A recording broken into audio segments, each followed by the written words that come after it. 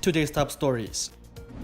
Malacanang welcomes the SWS survey showing more Filipinos believe the government is working to solve alleged extrajudicial killings.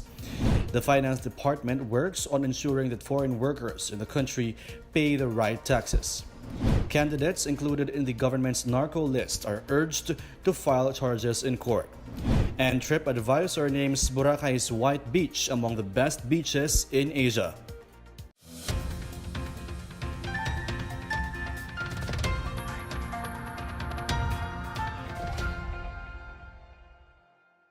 Good day, I'm Pia Roses Morato.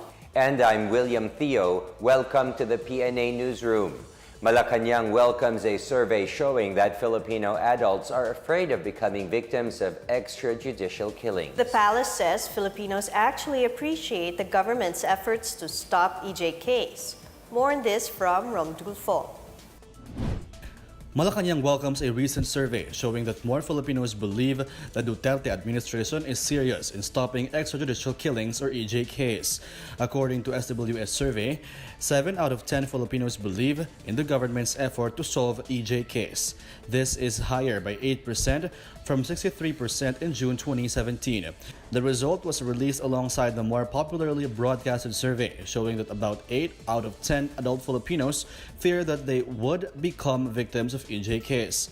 Presidential spokesman Sal Panelo says the administration no longer pays attention to vilification of the government's war on illegal drugs and that the palace does not tolerate or allow EJKs and vigilante killings.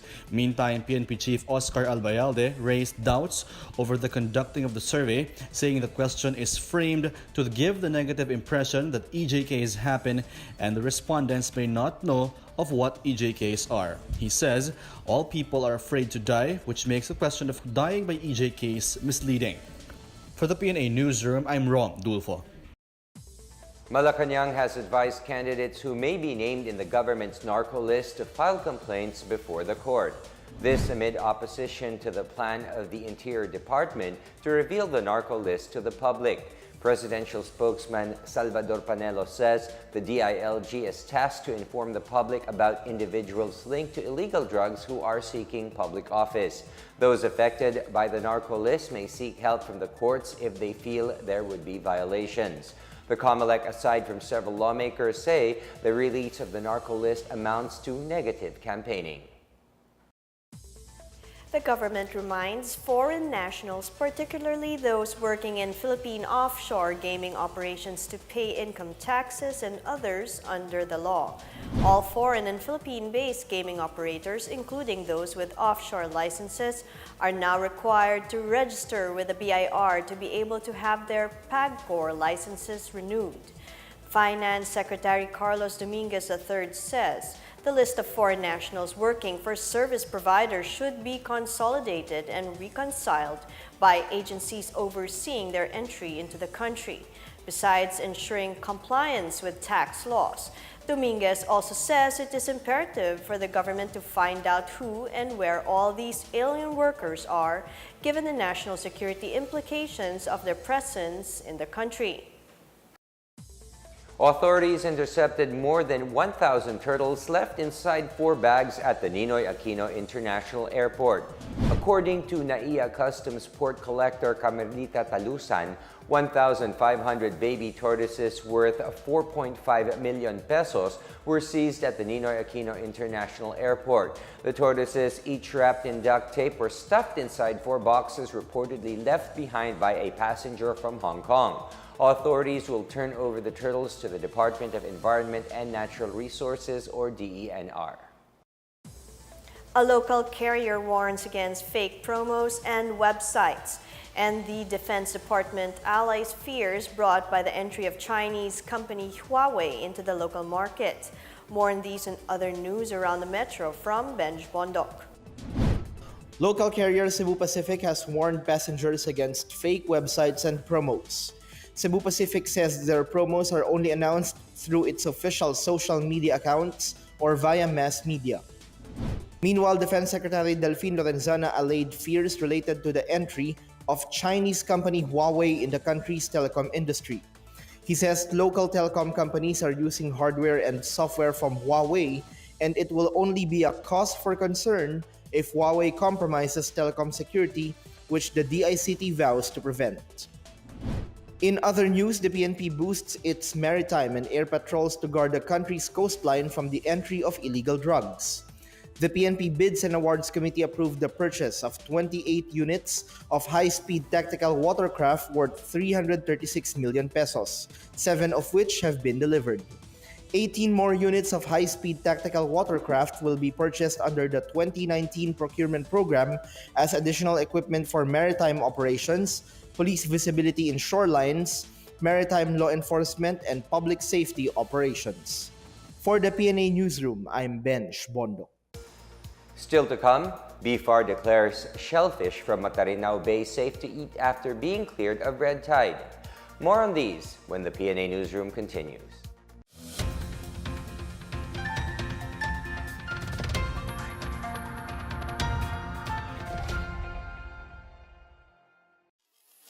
Ito ang Duterte on Duty. Ulat sa ginagawa ng Presidente. February 19, Martes, Davao City. Dumalo si Pangulong Rodrigo Roa Duterte sa 9th anniversary of Mindanao Development Authority at sa 25th anniversary ng Brunei Darussalam Indonesia Malaysia Philippines East Asian Growth Area o ang BIMP-EAGA. Nanawagan ng Pangulo ng pagkakaisa upang labanan ang economic slowdown ngayon sa rehiyon. We have to band together. The world is changing, including the economy. It could go either bad or very bad, or it could go well. And I hope we can survive it. February 20, Miyerkules, Malacanang. Nag-courtesy call sa Pangulo ang top officials ng U.S.-Philippine Society. Makasaysayang nilagdaan ni Pangulong Duterte ang ilang mahalagang batas tulad ng Social Security Act of 2018, Revised Corporation Code na magpapasimple sa corporate governance standards, Philippine Sports Training Center Act na magiging sentro ng athletic development ng mga atletang Pilipino, at ang Universal Healthcare Law na magbibigay ng dekalidad at abot-kayang healthcare services sa mga Pilipino. By automatically extolling our citizens into the National Health Insurance Program and expanding PhilHealth coverage to include free medical consultations and laboratory tests. The Universal Healthcare Law that I signed today will guarantee equitable access to quality and affordable healthcare services for all Filipinos. February 22, Biyernes, Malacanang. Pinangunahan ng Pangulo ang ceremonial confirmation ng Bangsamoro Organic Law Plebiscite Canvass results at pinanumpa ang mga miyembro ng Bangsamoro Transition Authority na pangunahan ni MILF Chair Alhaj Murad Ibrahim bilang Interim Chief Minister. If there is any problem at all or in the future, let me assure you that for the remaining years of my work as a government work here in this building, I assure you, inshallah, I will always do what the law says and what is yours and what to what extent that we can give you not only comfort but happiness to the Muslims of you. Ako po si Secretary Martin Andanar at ito ang Duterte on Duty. Abangan sa susunod na linggo ang mga gagawin ng Pangulo.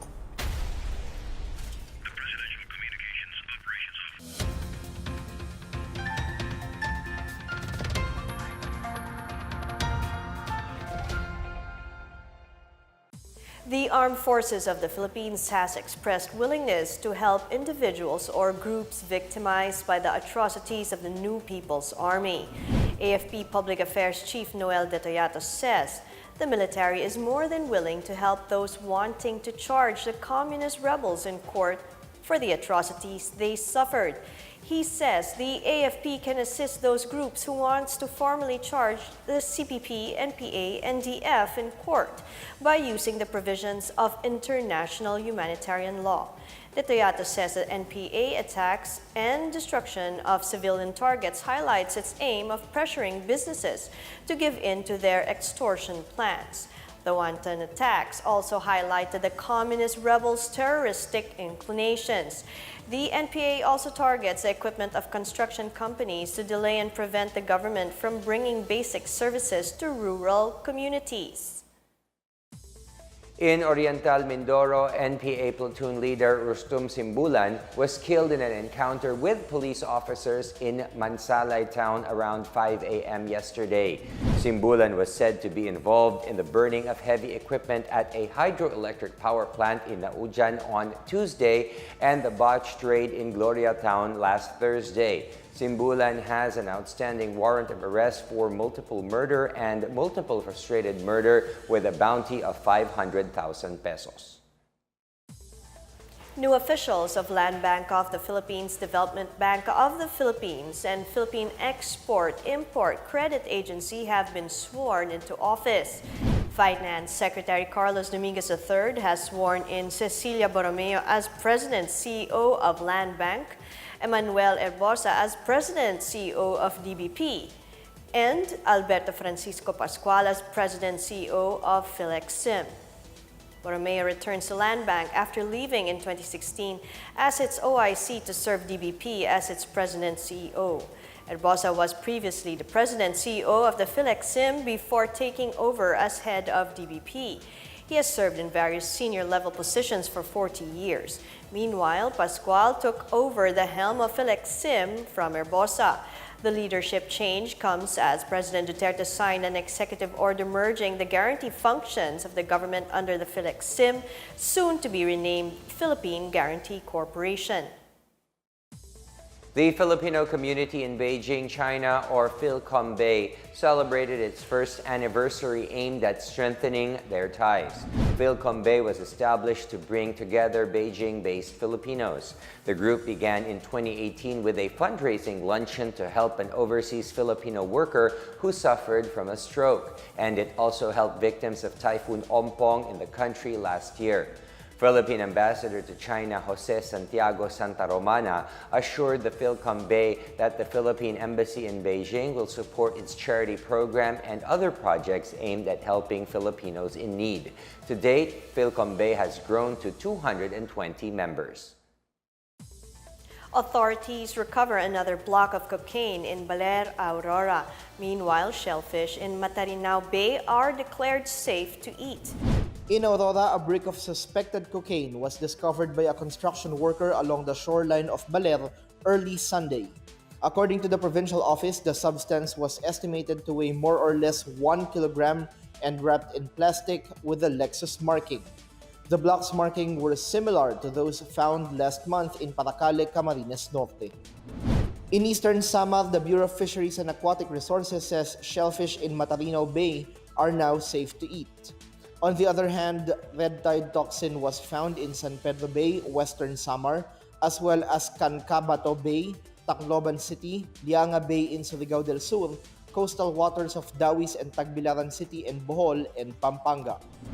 In Negros Occidental, about 25 members of the CPP-NPA surrendered to the military in Sagay City on Saturday. The rebels also surrendered their firearms and ammunition.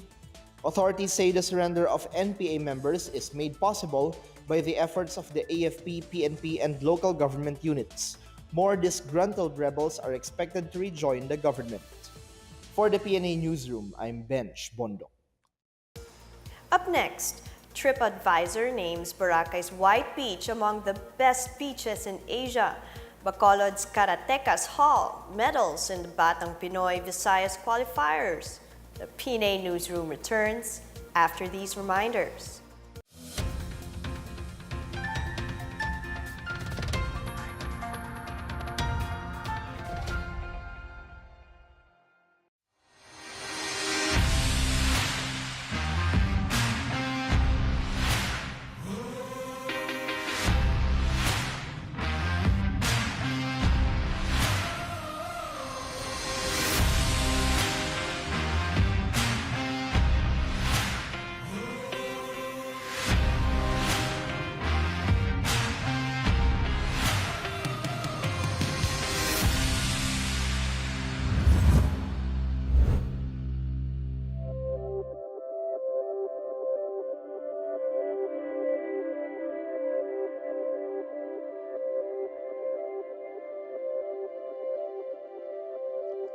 The summit, the first National Anti-Drug Summit, is the first of its kind in the country, the first of its kind under the Duterte presidency.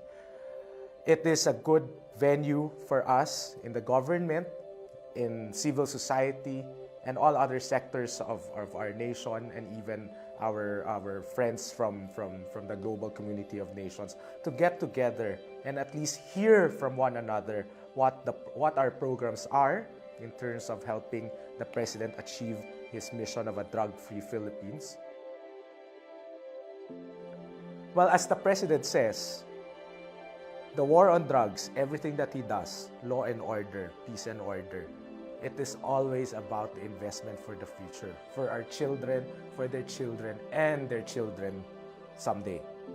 So rehabilitation is about fixing our country, going back to the moral fiber of our society.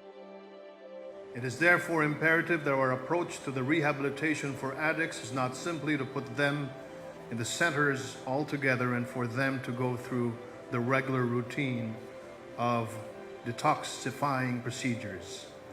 Every person needs to be individually counseled, to be made to voice out their personal stories, so that the healing begins with the telling and the releasing of the pain and the pouring out of the burdens of their suffering. This is why, indeed, it takes the whole nation to be mindful of an approach as intense as this. We know the problem about illegal drugs is not confined to the user alone. Once that person is hooked to drugs, 90%, 100% of the time, perhaps, his family, her family may be affected. Her partner in life, his partner in life may be affected. His schoolmates, his colleagues, his peers may be affected. Hence, the problem of drugs is not about just the individual. It is a familial and a societal problem. Rehabilitation, rehabilitating the nation together.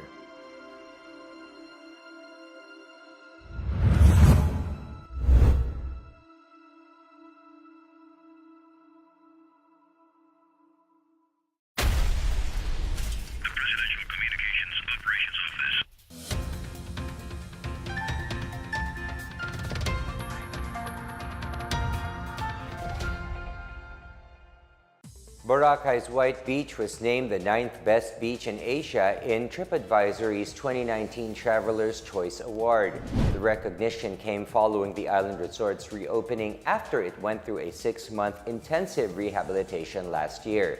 The award named 24 other beaches in Asia's best category, with the Radhanagar beach of Havelock Island in India on the top of the list. Boracay also lorded over the top 5 best Asian islands in the 2018 Condé Nast Traveler Reader's Choice Awards, together with Siargao and Palawan. Tourism Secretary Bernadette Romulo Puyat says the recent citations for Boracay and El Nido reflect acceptance on the country's moves to attain sustainable tourism. In our foreign news, China's top political advisory body believes the shared interests of China and the United States outweigh the inevitable differences of the two countries.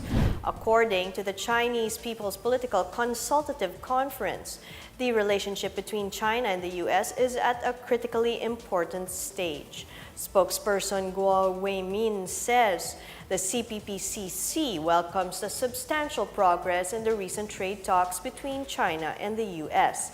China-U.S. trade discussions are progressing as the two countries have shared interests of peace, stability, global development, and prosperity. These shared interests are outweighing the inevitable differences between the two countries.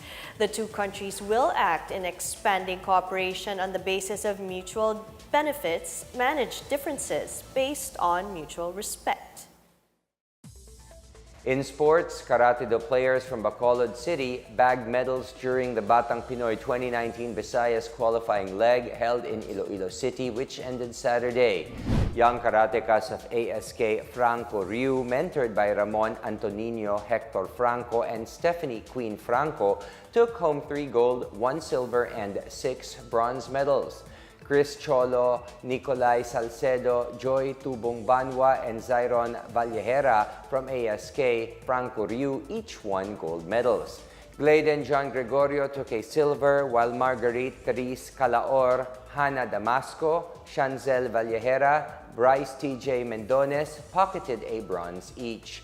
Pauline Mew Calao of Karate Fighting System brought home 2 gold medals, while Shifra Medina captured 2 silvers. Medina also won silver in Team Kata with Nicole Margaret Piamonte, who won her own silver, and Ada Kaira Goriseta, who pocketed a bronze. Denise Martina Atesora also won her own bronze. The winners in the Visayas qualifying leg will compete in the Batang Pinoy 2019 National Finals in October. Task Force Bangon Marawi continues its Kawiyagan project to support displaced and returned residents. Hundreds have received new sets of livelihood packages and skills training to enhance productivity. Romel Ontolan from the PIA has the story. Task Force Bangon Marawi and its partner humanitarian organizations continuously provide livelihood support and assistance to the internally displaced persons and returned residents of Marawi with the 6th conduct of Kawiyagan. Kawiyagan, a Maranao term for livelihood, is a monthly distribution of livelihood support and assistance to the affected residents of Marawi, which is spearheaded by the TFBM through its subcommittee on business and livelihood in partnership with humanitarian organizations and the local government of Marawi. TFBM Field Office Manager and Housing and Urban Development Coordinating Council Assistant Secretary Felix Castro Jr. reiterated that the government will continue to support the IDPs. Tuloy-tuloy ito habang meron tayong dinidistribute, habang merong nangangailangan ng tulong, ang Task Force Bangon Marawi nandito, tutulungan namin kayo hanggang may pondo ang gobyerno. Pinapangako ng gobyerno kay hindi iwan, sabay-sabay tayong ibabangon natin ang Marawi. For the 6th Kawiyagan, the Department of Agriculture and Fisheries distributed 120 goats. Department of Agriculture provided 100,000 cuttings of sweet potato. Food and Agriculture Organization released 30,000 tilapia fries. The Department of Trade and Industry distributed 108 bigasan starter kits and 250 sewing machines with starter kits and clothes. The Bureau of Fisheries and Aquatic Resources distributed certificate of awards for smokehouse, smoke burners, fish stalls of post-harvest equipment, fish pot, shrimp trap, spear gun, among others. And the Community and Family Services International distributed burger machine, oven, pancake mixer, among others. The Technical Education and Skills Development Authority and Lanao del Sur Provincial Technology and Livelihood Development Center conducted registration for skills training. The beneficiaries for Maradeca Incorporated, CFSI, Sinagtala, and DAF also displayed their products. The Alsea Cooperative based in Bukidnon also showcased their farm products to inspire the Marawi farmers to enhance their productivity. For PNA Newsroom, Romel Ontolan, Philippine Information Agency. Let's now check out the weather forecast for Metro Manila and the rest of the country.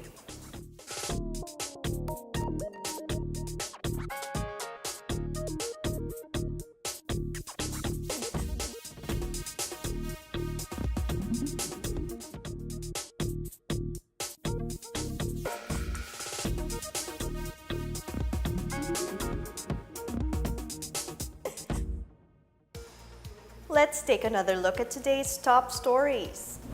Malacanang welcomes the SWS survey showing more Filipinos believe the government is working to solve alleged extrajudicial killings.